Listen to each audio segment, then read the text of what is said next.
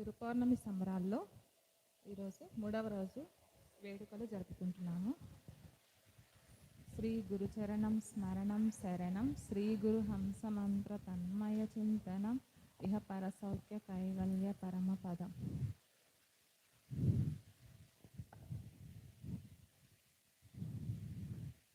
ఆత్మబంధువులందరికీ నా నమస్కారములు. గురువులైన మంజులమ్మ గారికి, మోహన్ రెడ్డి సార్ గారికి పాదాభివందనాలు. సమస్త గురుపరందరికి పాదాభివందనాలు. నా పేరు పల్లవి. నేను పద్వేల్ నుంచి వచ్చాను. నేను ఈ సత్యాత్మ ఆవిష్కరణలో జాయిన్ అయ్యి ఆగస్టుకి సంవత్సరం అవుతుంది. ఒక సంవత్సరంగా ఈ ప్రయాణం నేను చేస్తున్నాను. కానీ ఇంతకుముందు నా ప్రయాణం ఎలా ఉండేది అంటే చిన్నప్పటి నుంచి కూడా ప్రాపంచికంగానే ఉండేదాన్ని. ఒక 20 సంవత్సరాల క్రితము నేను సాయి సచ్చరిత్ర అనే బుక్ ద్వారా కొన్ని మా అన్నయ్య చెప్పే విషయాల ద్వారా ఆధ్యాత్మికం గురించి కొంత వినడం జరుగుతూ వచ్చింది. కానీ అది వరకు ఏమనుకునేదాన్ని అంటే ఈ ఆధ్యాత్మికం చేయాలి అంటే ఈ ప్రాపంచికమైన విషయాలు అంటే ఈ పెళ్ళి ఇవన్నీ కూడా ఉండకూడదేమో. అంటే మన గురువులు ఉన్నారు కదా, అంటే అన్నీ వదిలేసి అరణ్యాలలో అలా బాబాగా అట్లా ఉంటారు కదా, అలానే ఆధ్యాత్మికం అనేది సాధ్యమవుతుందేమో అని అనుకునేదాన్ని. ఆ తర్వాత నాకు మ్యారేజ్ అవ్వడం జరిగింది. పెళ్ళి తర్వాత ఒక 20 సంవత్సరాల తర్వాత తిరిగి నేను అంటే మధ్యలో ఒకసారి ఏమైందంటే ఒకసారి గురువుగారు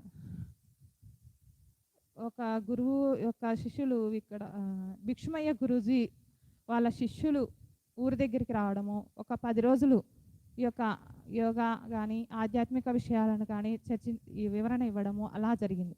కానీ ఆ 10 రోజులు విన్నంతసేపు మనకు బాగుంటుంది, చాలా మార్పులు జరిగినట్లుగా అనిపిస్తుంది. ఆ ప్రభావం అంతా ఒక నెల రోజుల వరకు మనలో ఉంటుంది, బాగుంటుంది. మళ్ళీ తిరిగి ప్రాపంచికంగానే మళ్ళా ఇలా ప్రయాణించడం అనేది జరుగుతూ వచ్చింది. తర్వాత ఈ 2004 సంవత్సరంలో నాలో ఒక ఇబ్బంది, ప్రాపంచికమైన ఈ ఇబ్బందులు, ఒత్తిళ్ళు తట్టుకునేంత ఇబ్బందిగా ఉండేది. కానీ అప్పుడు నాలో ఒక ప్రశ్న మొదలైంది, ఏంటి ఈ ఇబ్బందులు, ఏంటి, ఎందుకు వస్తున్నాయి ఇంత ఇబ్బందులు, నేను ఎందుకు ఇంత ఇబ్బందికి గురి అవుతున్నాను అని అసలు నేను అనేది ఏంది, నేను ఎవరు అనే ఒక ప్రశ్న అనేది నాలో మొదలైంది. అంటే ఎవరిని పట్టుకుంటే నాకు ఈ సమస్యలన్నిటికీ, నా లోపలికి వీటన్నిటికీ సమాధానం ఎలా దొరుకుతుందన్న ఆలోచన అనేది నాకు బాగా అయిపోయింది. అంటే మా అమ్మ వాళ్ళు ఏం చెప్పేవాళ్ళు అంటే, నాకున్న ఇబ్బందులకు ఒక కనకదుర్గమ్మ దగ్గరికి గుడికి వెళ్ళి ఇట్లా 11 వారాలు పూజ చేయాలంటే ఆ పూజాకోణంలోకి వెళ్ళాను. కానీ అక్కడ ఏంటంటే ఆలోచన అనేది తగ్గిపోయి కొంత ప్రశాంతంగా ఉన్నప్పటికీ తిరిగి మళ్ళా ఇబ్బందికరంగా ఉండేది నాలో ఒక ఒత్తిడి. అప్పుడు ఒక భగవద్గీత వినాలన్న ఒక కోరిక నాలో అప్పుడు మొదలైంది. ఈ ఫోన్లో చూస్తున్నప్పుడు ఒక గురువు దగ్గర ఇట్లా భగవద్గీత అనేది చెప్తున్నారు అనగానే సరే విందామనేసి 15 రోజుల వరకు వింటూ ఉన్నాను. వింటూ ఉన్నప్పుడే నాకు ఒక షిరిడీకి పోవాలన్న ఒక కోరిక కలగడం.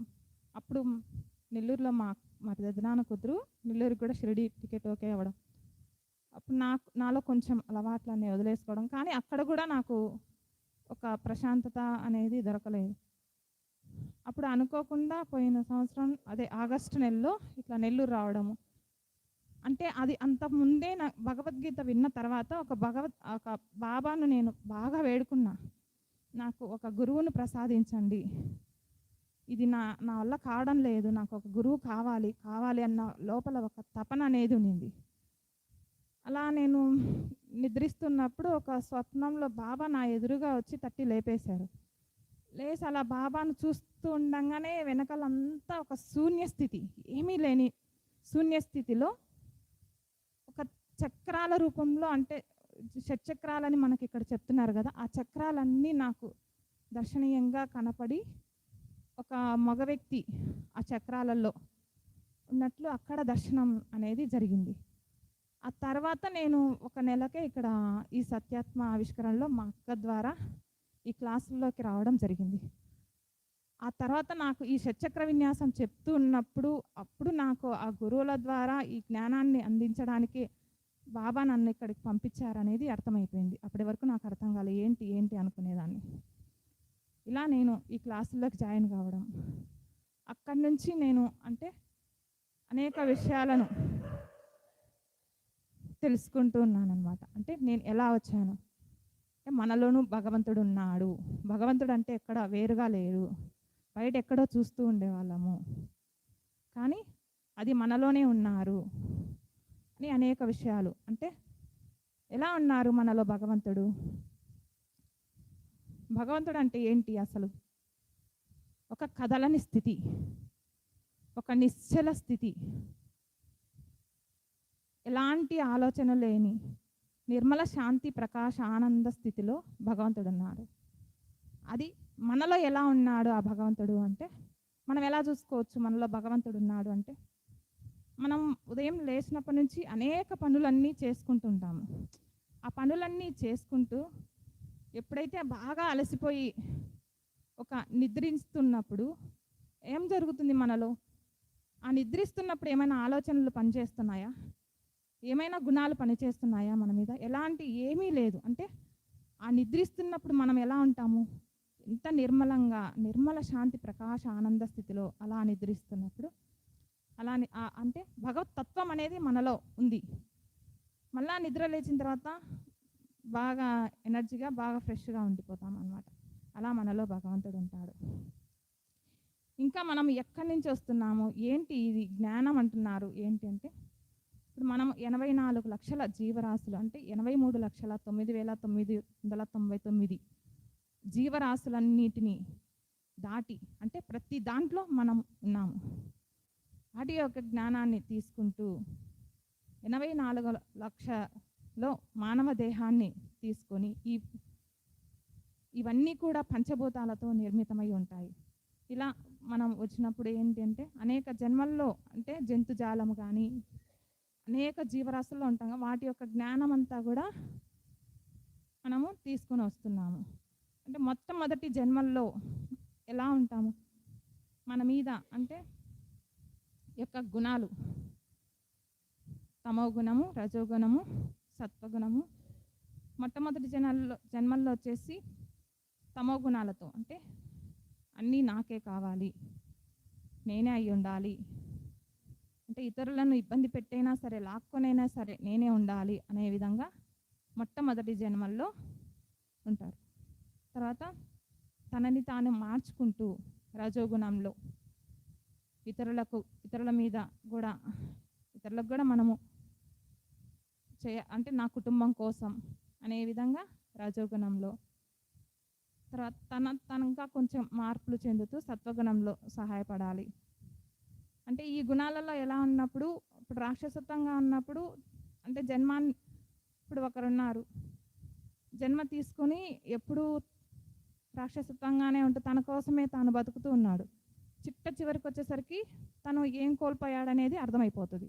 అరే ఈసారి వచ్చినప్పుడు ఇలా ఉండకూడదు. అక్కడ కొంత అనుభవం జ్ఞానం అనేది తీసుకుంటూ అలా తనని తాను మార్చుకుంటూ లక్షల జన్మలు దాటుకుంటూ వస్తాము. ఎప్పుడైతే మనం సత్వగుణంలో కూడా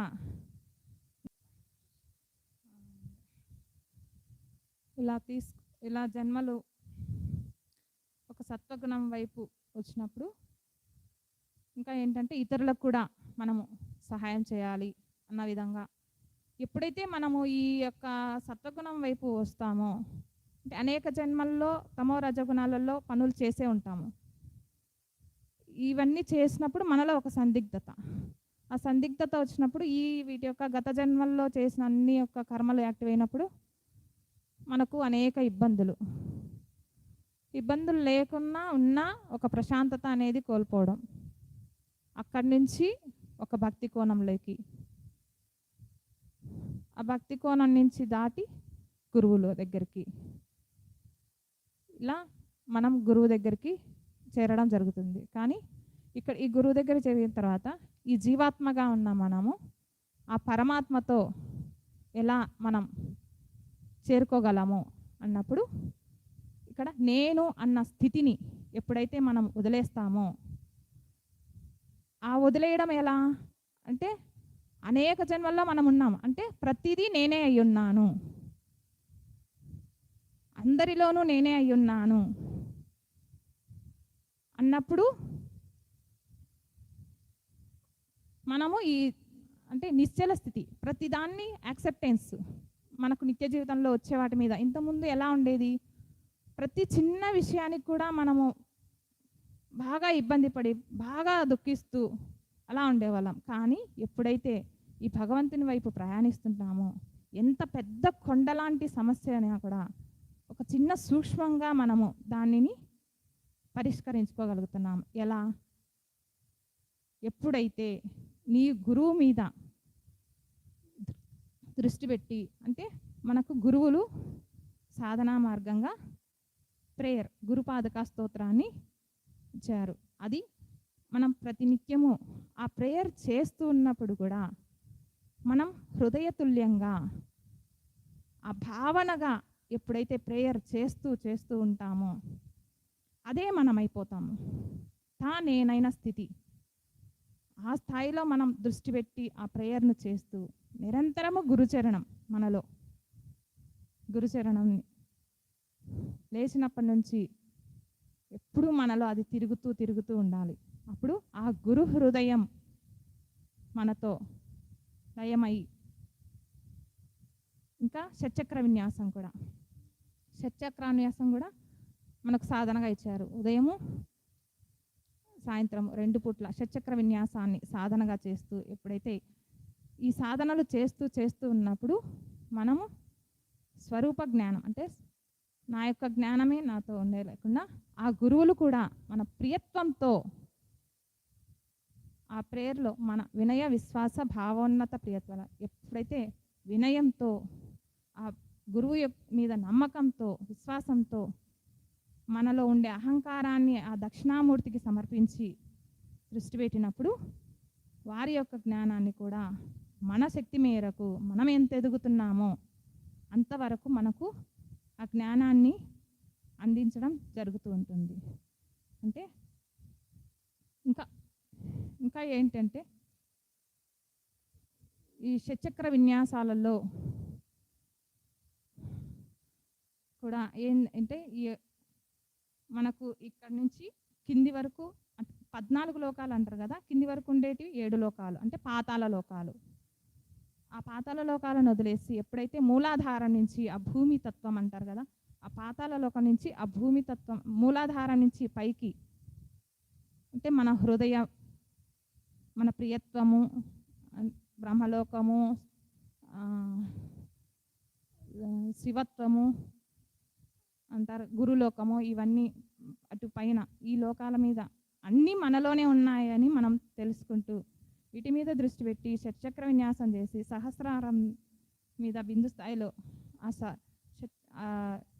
ధ్యానం చేస్తున్నప్పుడు కూడా ఈ శ్వాస అనేది తగ్గి ఈ యొక్క బిందు స్థానంలో సహస్రారం ద్వారా మనము ఆత్మస్థితిలో లయమవుతూ ఉంటాము. ఇంకా అంటే జ్ఞానం కూడా మనలో ఎలా ఉంది, అనేక జన్మల్లో జ్ఞానం అంటున్నారు కదా, అలా ముందు జన్మల్లో జ్ఞానాన్ని కూడా వచ్చే జన్మల్లో జ్ఞానాన్ని మళ్ళా ఎలా తీసుకోవాలి అన్నప్పుడు అనేక జన్మల్లో జ్ఞానం కూడా మనలోనే, మన మూలాధారంలో సిడీల రూపంలో నిక్షిప్తంగానే ఉంది. ఇలా మనం ఈ సాధన చేస్తూ ఉన్నప్పుడు మన యొక్క ప్రకాశత్వాన్ని మనం పెంచుకుంటున్నప్పుడు స్వరూప జ్ఞానం అంటే మన జ్ఞానము, స్వస్వరూపంగా అంటే మన చుట్టుపక్కల ఉన్న జ్ఞానము, మన గురువుల యొక్క జ్ఞానము మనకు అందుతూ ఉంటుంది. అంటే అనేక పనులు చేస్తూ ఉన్నప్పుడు కూడా ఇంతకుముందు విషయ అవగాహన అనేది మనకు తెలియదు, ఏ పని చేస్తున్నా ఎటు పడితే అటు చేసేవాళ్ళం. కానీ ఇప్పుడు మనకు ఆ గురువులు మన లోపల నుంచే దీనికి మనకు మన లోపల నుంచే స్ఫురణగా మనకు అందిస్తూ మన యొక్క పనులను సరళ సౌలభ్యంగా, అంటే ఇంతకుముందు కష్టతరంగా చేసేవాళ్ళము, ఇప్పుడు సరళంగా పనులు జరుపుకుంటూ ఎప్పుడు ఆత్మస్థితిలో దృష్టి పెట్టి మనం ప్రయాణిస్తూ ఉంటాము. భూత భవిష్యత్తు కాలాలు అంటే జ్ఞానం కూడా ఎలా ఉంది? భూతకాలం యొక్క జ్ఞానాన్ని, భవిష్యత్తు కాలం యొక్క జ్ఞానాన్ని మనం ఎలా అందుకుంటున్నామంటే ఇలా మన గురువులు అంటే ఇంకా ఎన్నో జన్మలు ఎత్తాల్సిన జ్ఞానాన్ని కూడా పరిపూర్ణంగా అనేక జన్మలు ఎత్తి గురువులు ఆ స్థాయిలో ఉన్నారు. అంటే ఆ స్థాయికి మనం ఎదగాలంటే ఇంకా ఎన్నో జన్మలు, లక్షల జన్మలు ఉంటాయి. ఆ జ్ఞానాన్ని కూడా మనము ఈ గురువుల మీద దృష్టి పెట్టినప్పుడు ఆ జ్ఞానాన్ని కూడా మనం తీసుకొని ఎన్నో జన్మలు తగ్గించుకుంటూ మనము ఆ గురువుల ద్వారా స్వస్వరూపంగా ఎదిగి ఆ జ్ఞానాన్ని మనము స్వీకరించవచ్చు.